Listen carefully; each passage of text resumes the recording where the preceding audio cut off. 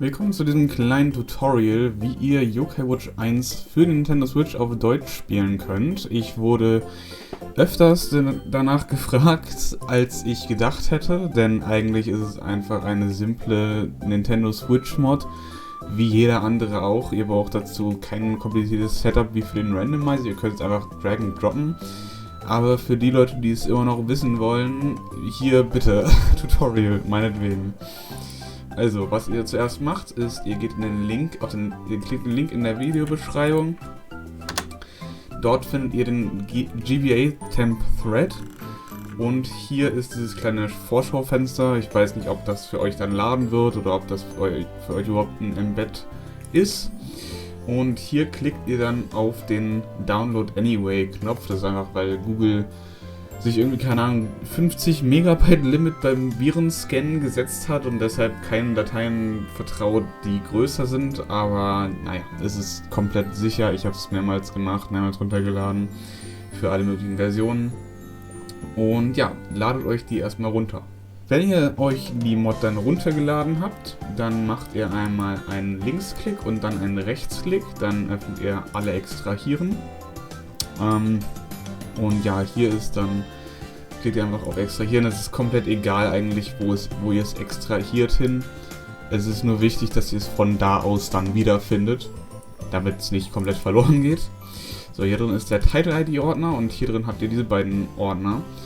Cheats lässt sich auf Yuzu nicht nutzen, allerdings ist das auch also Yokai Watch 1 ist auf Yuzu eigentlich komplett unspielbar. Da würde ich definitiv Ryujinx empfehlen.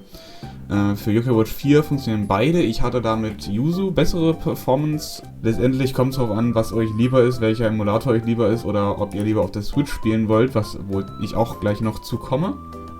Also öffnet ihr dann Ryujinx. Dann macht ihr einen Rechtsklick auf Yokai Watch 1. Open Mods Directory oder wie auch immer das auf Deutsch heißt. Dann habt ihr hier diesen Ordner mit der Title-ID vom Spiel. Und ihr nehmt einfach das ROMFS und kopiert es hier rein. Das ist eigentlich alles, was ihr hier machen müsst. Jetzt starte ich einmal das Spiel.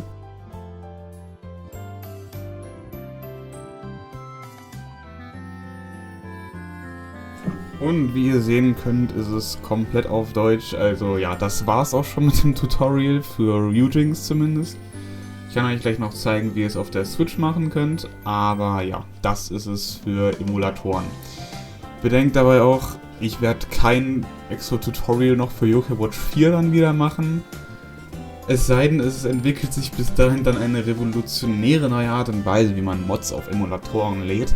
Aber denke ich mal nicht.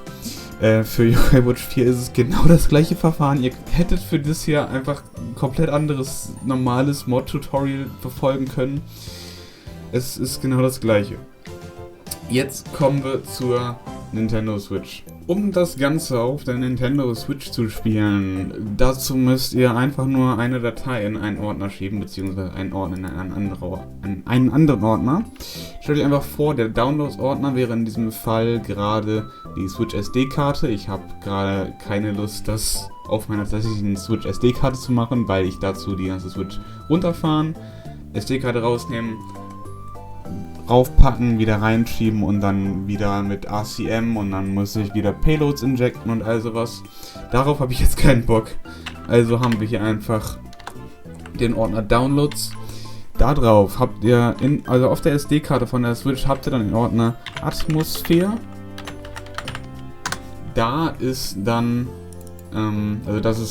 Atmosphere ist ja das Operating System oder die Custom Firmware, auf der Switch Hacking läuft. Dann ist da drin ein Ordner namens Contents und da kommt dann einfach dieser Ordner rein. Das ist alles. Und Cheats könnt ihr darüber nicht anschalten. Die müsst ihr sowieso mit einem komplett separaten Switch Homebrew Programm laden, soweit ich weiß. Also es gibt da keine Möglichkeit, um diese Cheat-Dateien auf der Switch zu verwenden. Also könnt ihr den auch einfach rauslöschen, wenn ihr dann wollt. Ja, aber das ist wortwörtlich alles. Jetzt müsst ihr nur noch die SD-Karte aus dem PC nehmen, wieder die Switch schieben, RCM anschalten und dann einfach das Spiel laden und das läuft. Also es ist wirklich nicht schwer. Ihr hättet jedes normale Modding-Tutorial oder Mod-Lad-Tutorial für die Switch nehmen können. Ihr habt euch entschieden, dieses hier anzuklicken, weil Yokai Watch draufsteht. Herzlichen Glückwunsch, ihr habt's geschafft. Abonniert den Kanal für mehr großartige Tutorials. Tschüss.